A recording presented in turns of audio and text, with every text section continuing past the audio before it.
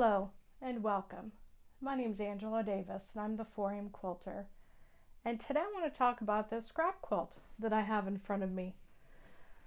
I was talking during my last video when I did my red and white quilt as part of my 2-color 2-block series. I was discussing how when I went in the basement to look for fabrics for my next project, and I'm amazed at over the course of the year how much scraps I've accumulated.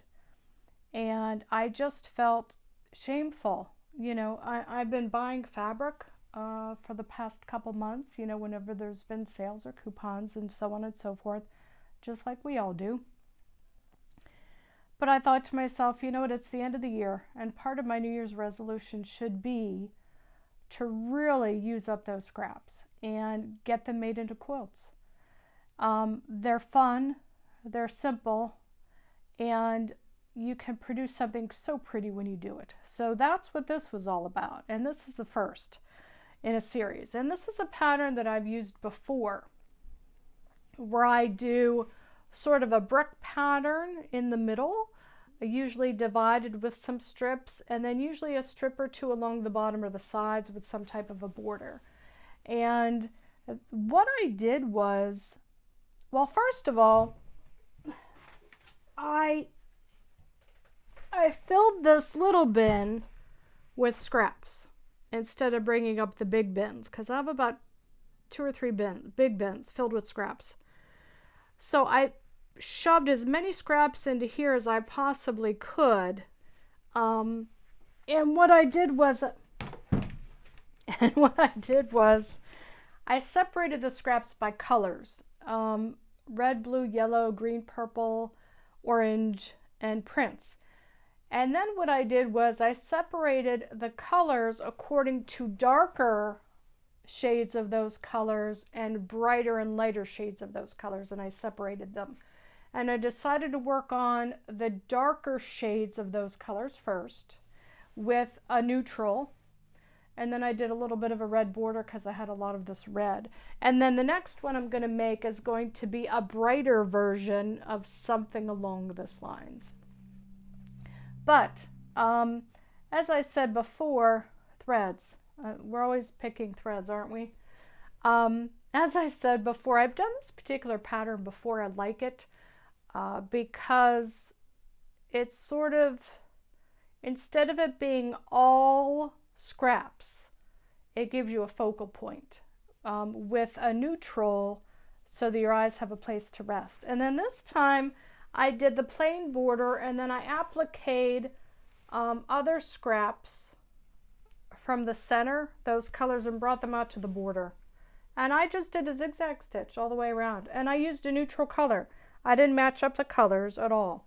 I just used a neutral thread to stitch those down.